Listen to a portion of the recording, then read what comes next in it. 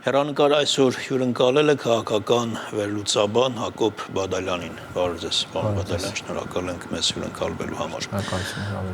Ես կփորձեմ զրույցը տանել ձեր վերջին գրառումների արտահայտած տեսակետների վերլուծությունների համատեքստում։ Տեսեք, դուք ասում եք, որ Նիկոլ Փաշինյանի նպատակն է հայ առաքելական եկեղեցին տեղավորել իրական Հայաստանի սահմանների մեջ եւ եթե դա հաջողվի կնշանակի, որ հայ առաքելական եկեղեցին կկորցնի կշիռը կամ կնվազեցնի կշիռը։ Ես ուզում եմ հարցնել, թե ինչ կշիռ ունի այսօր հայ առաքելական եկեղեցին։ Դե որպես այդպեսին բուն եկեղեցին նկատի ունեմ այդ բարձր դասը։ Մասնավորապես հենց կաթողիկոսը եւ այն հոգեվորականներին, որոնց անունները հաճախ հանդիպում են տարբեր այսպես սկանդալային պատմություններում, կոռուպցիոն գործարքներում եւ այլն։ Մենք եկեղեցու կշիռը իհարկե չպետք է չափենք նրանով, թե առանձին հոգեվորականներ բարձրաստիճան, ընդհանուր ամենայն հայոց կաթողիկոսը անձնական ինչ աստիճանի հեղինակություն ունի հասարակության շրջանում, որովհետեւ այդտեղ հատկապես մեզ պես բևեռացված հասարակություններում մշտապես կա ոչ միարժեք իրավիճակ, անկախ ամեն ինչից։ Եվ այդպես լինելու է ազդում է եկեղեցու ընդհանուր անկասկած, բայց մենք գործ ունենք հազարամյա պատմությամբ մի հսկա կառույցի հետ, որը ներառում է ոչ միայն հայ ժողովրդին իր պատմական եւ ընդհանուր որոշակիորեն քաղաքական ժառանգությամբ մեծ հետագծով, այլ նաեւ ունի տարբեր առանցքային ռեգիոններում, օրինակ Մերձավոր Արևելքում բավական խորքային դարձյալ հազարամյա ներկայություն, որը ընդհանուր միջազգայինորեն ճանաչված է, ես միջազգայինորեն ասելով նկատի չունեմ իհարկե ՄԱԿ կազմակերպությունը կամ այդ օրինակ կազմակերպություններ, այլ հենց դավանական առումով համաշխարհային դավանական քարտեզի վրա ճանաչված է մեր եկեղեցու այդ ժառանգությունը։ Եվ սա բնականաբար իրենից ենթադրում է ոչ միայն պատմական արձանագրում, այլ գոյություն ունեցող իրողություն։ Եվ հատկապես պատմական այս կարևորագույն շրջափուլում, երբ մենք գործ ունենք համաշխարհային վերաբաժանման հետ, բնականաբար տեղի է ունենում նաև դավանական քարտեզի համար որոշակի պայքար ազդեցությունների գոտիների համար եւ այլն, որը անխուսափելիորեն ներառում է նաեւ ահա այս նշածս ժառանգությունը։ Եվ այդ իմաստով, եթե մենք հայ առաքելական եկեղեցին իր արժեքային, դավանաբանական, գաղափարական, այսպես պարունակությամբ տեղավորում ենք ընդամենը իրական Հայաստան քաղաքական այսպես կոչված գաղափարախոսության մեջ, դա նշանակում է մենք նեղացնում ենք մեր եկեղեցու այդ ամբողջ ժառանգությունը եւ դրանից բխող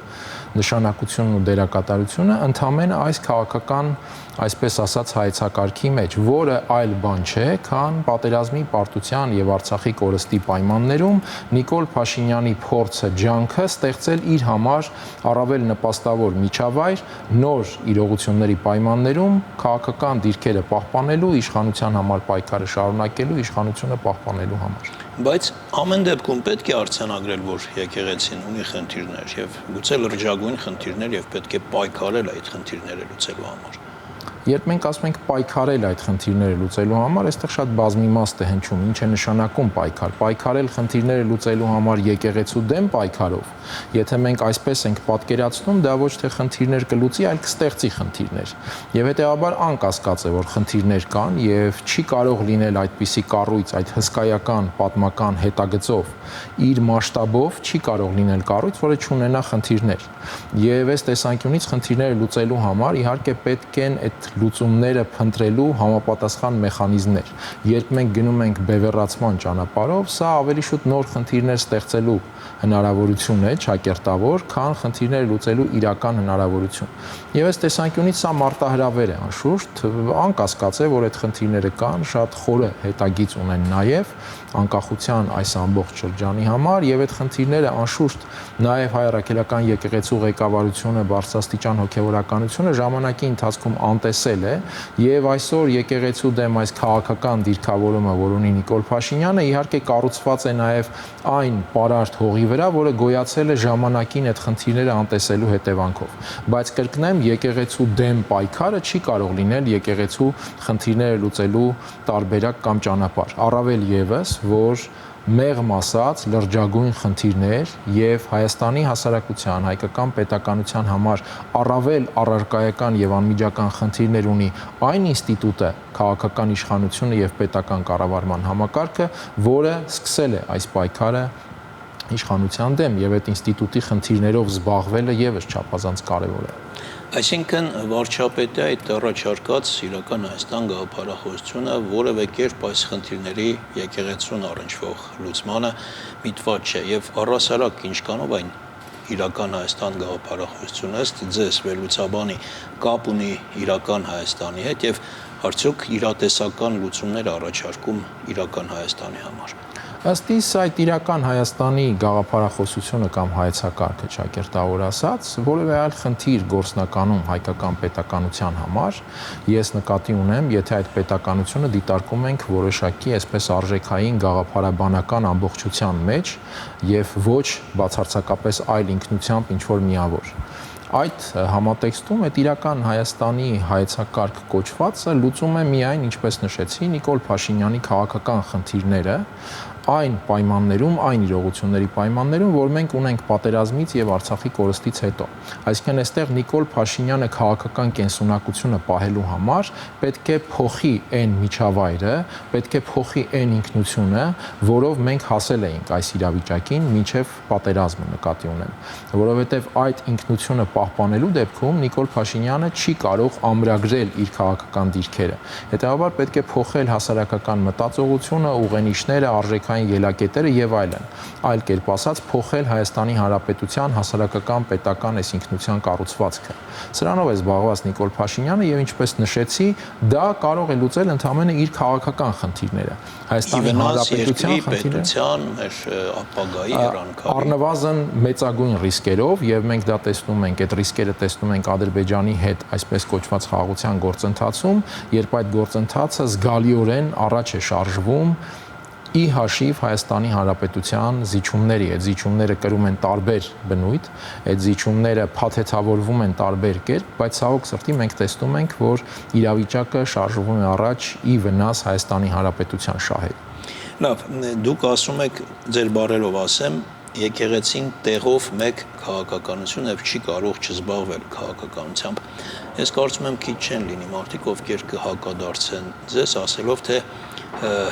ինչու առաջ եկեղեցին չէր զբաղվում քաղաքականությամբ, երբ օրինակ ընտրություններ են կեղծվում եւ չգիտեմ միլիոններով, միլիարդներով ինչ որ ընտրակաշառքներ էին բաժանվում, այդ ժամանակ եկեղեցին լուր էր, երբ որ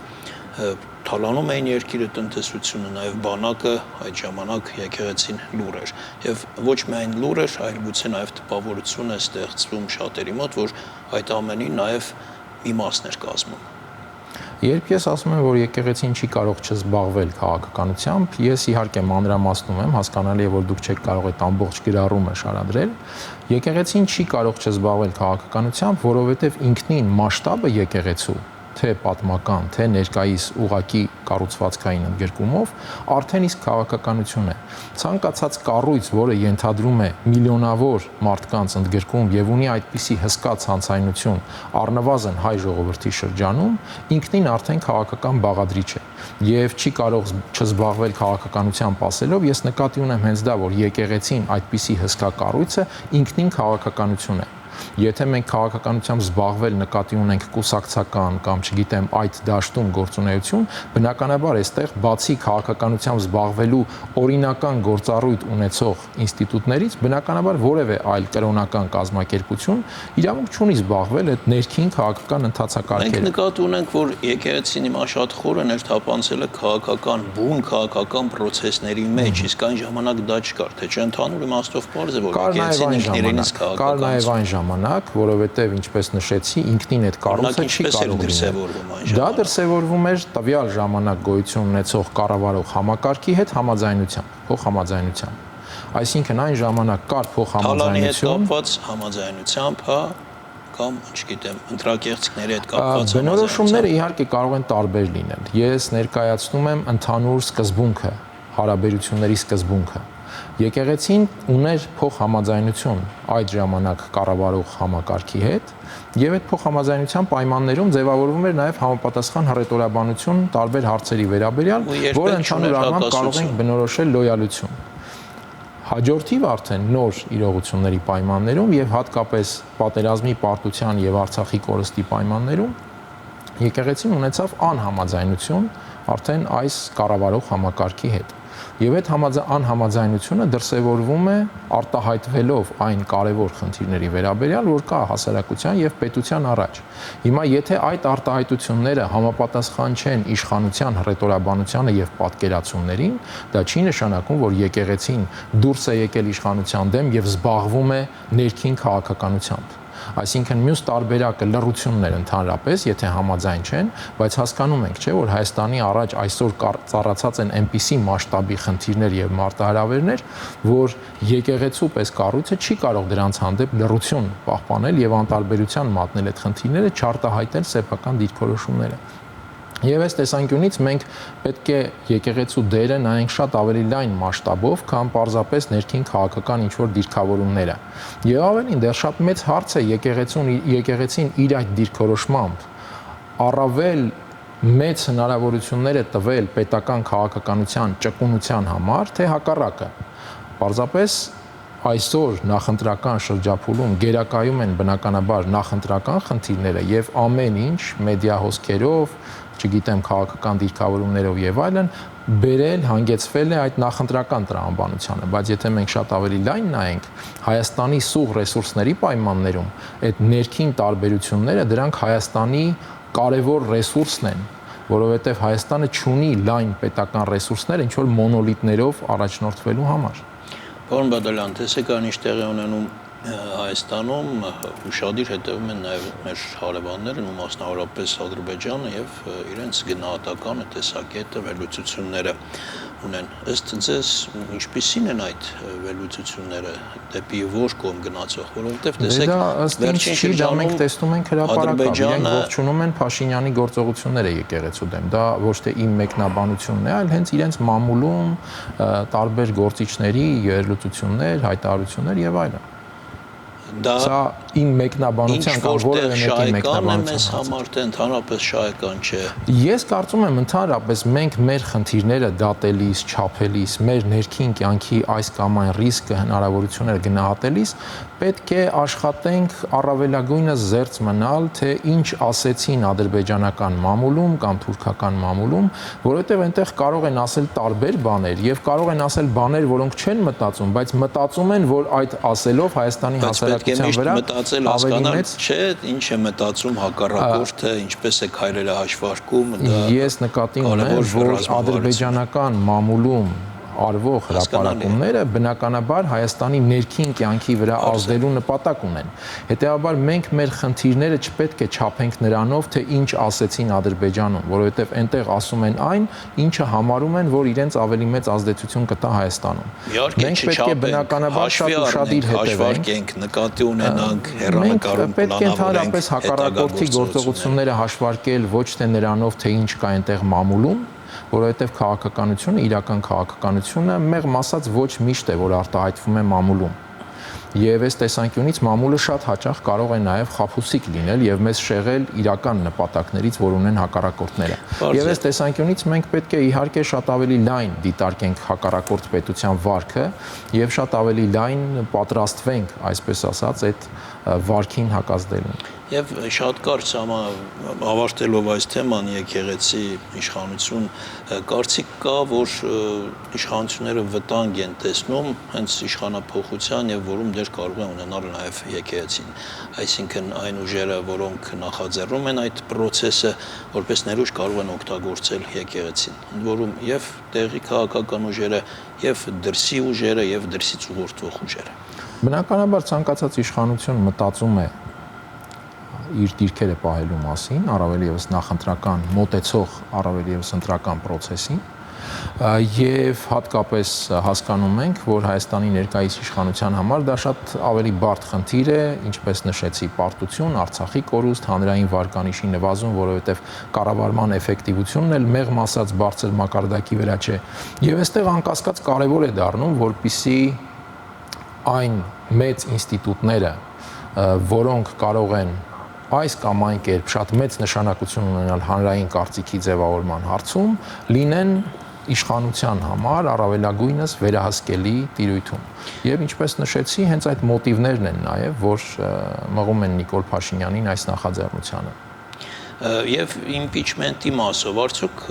վարչապետի հանդեպ այդ իմպիչմենտի գործընթացը հասունացած պրոցես է, արդյոք այն կարող են նախաձեռնել ուժեր կամ մեծ մարդկային ռեսուրսներ զանգված, որը ժողովրդի համակրանքը ունի։ Այսինքն կա նաև այն հզոր ուժը, որը կարող է սկսել այդ գործընթացը եւ առաջ տանել։ Դրա հիմքերը կան, որովհետև կառավարությունը շեղվել է իր նախընտրական ծրագրից եւ իր ծրագրից հնգամյա ծրագրից, որ ներկայացրեց 2021-ին։ Այն հարց է, թե արդյոք կան դրա հանրային պարարտ միջավայրը։ Ես կարծում եմ, իհարկե, իշխանության վարկանիշը, անձամբ Նիկոլ Փաշինյանի վարկանիշը կրիտիկական ցածր մակարդակի վրա է, բայց նրա համար օգտակար է նաև այն օգտակար գործոնը եւ նա փորձում է նաև առավելագույնս օգտագործել այդ գործոնը, նաև այն, որ նրա մրցակիցները կամ քաղաքական, այսպես ասենք, հակառակորդները չունեն ավելի մրցունակ վարկանիշ։ Եվ մենք տեսնում ենք, որ առնվազն այս իմպիչմենտի նախաձեռնության այս փուլում ավելի շատ դրսևորվում է ոչ այնքան անվստահություն Նիկոլ Փաշինյանի հանդեպ, որքան ներընդդիմադիր անվստահություն, որի պատճառները իհարկե շատ են, խորն են, նույնիսկ ընկած են մինչև 18-ը եղած ժամանակահատվածում, բայց առայժմ իրավիճակը այդպիսին է։ Եվ այս պայմաններում ես կարծում եմ սա ավելի շուտ դարձյալ նախընտրական հաշվարկներով այդ տրամաբանությամբ ներընդդիմադիր դիրքավորման հարցեր լուծելու process է։ Գոնե առայժմ ես տեսնում եմ այդպես։ Միացյալ Նահանգներում տեսեք որոշակի ակասություններ կան Թրամփ-Մասկ եւ միգրացիոն այդ նոր փոփոխությունների հետ կապված հսկայական ցույցեր եւ այլն։ Ներքաղաքական այդ զարգացումները Միացյալ Նահանգներում կարող են ազդել Միացյալ Նահանգների արտաքին քաղաքականության վրա, այդ թվում նաեւ մեր տարածաշրջանում եւ ի վնաս մեզ։ Ազդեցություն իհարկե կարող են ունենալ, կախված նրանից, թե ինչպիսին կլինի Թրամփի վիճակը ներսում, միևնույն ժամանակ կարող է հակառակը լինել, այսինքն Թրամփը օգտագործի այս վիճակը ներսում իր դիրքերը ամրացնելու համար։ Բոլոր դեպքերում մենք տեսնում ենք, որ մինչ այդ իրադարձություններն էլ մեր ռեգիոնի հանդեպ Թրամփի վարչակազմի հետաքրքրությունը առայժմ այդպես մեծ չէր, եւ սա իհարկե կախված է լինելու նաեւ նրանից, թե Ռուսաստանի հետ այս երկխոսության process-ը ինչպիսին կլինի Միացյալ Նահանգների համար եւ Իրանի շուրջ միջուկային գործարքը ինչպիսի տրամաբանությամբ կզարգանա։ Շնորհակալություն։ Ես եմ շնորհակալ։ Այսքանը մեր հյուրն էր քաղաքական վերլուծաբան Հակոբ Բադալյանը։